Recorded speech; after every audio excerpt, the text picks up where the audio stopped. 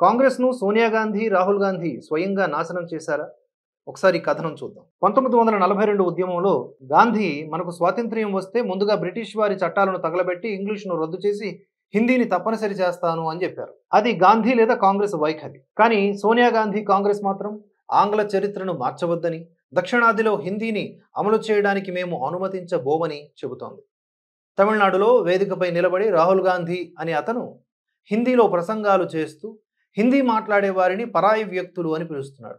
తమిళనాడు పాఠశాలల్లో హిందీని ప్రవేశపెడితే ప్రభుత్వం కూలిపోతుంది అని చెప్తున్నాడు. రాజగోపాలాచారి నెహ్రూజీని హెచ్చరించారు.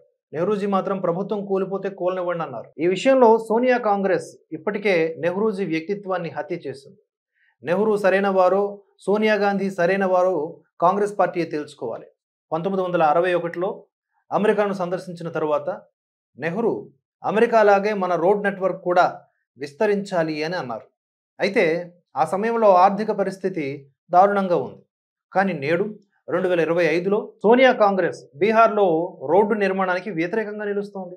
బాలగంగాధర్ తిలక్ పండుగలను సామూహికంగా జరుపుకోవాలన్నారు. కానీ సోనియా గాంధీ కాంగ్రెస్ దీన్ని పాపంగా భావిస్తోంది. దీనివలన సోకాల్డ్ వర్గాలు బాధపడతాయని వారు నమ్ముతున్నారు. తిలక్ మరియు పటేల్ గురించి వారు పట్టించుకోరు.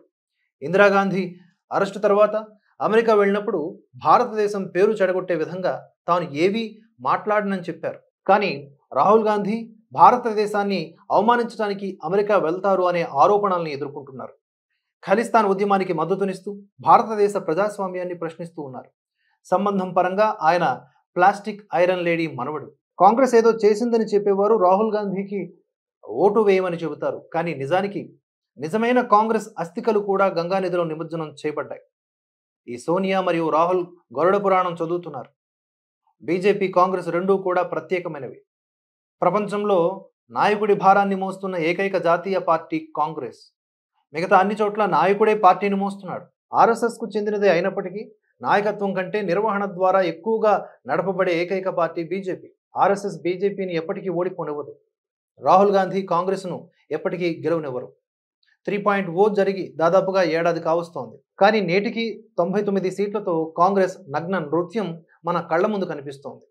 ఆ రోజు పాసింగ్ మార్కులు సాధించినటువంటి విద్యార్థి క్లాస్ టాపర్ ఇంటి ముందు చొక్కా తీసేసి డ్యాన్స్ చేస్తున్నాడు.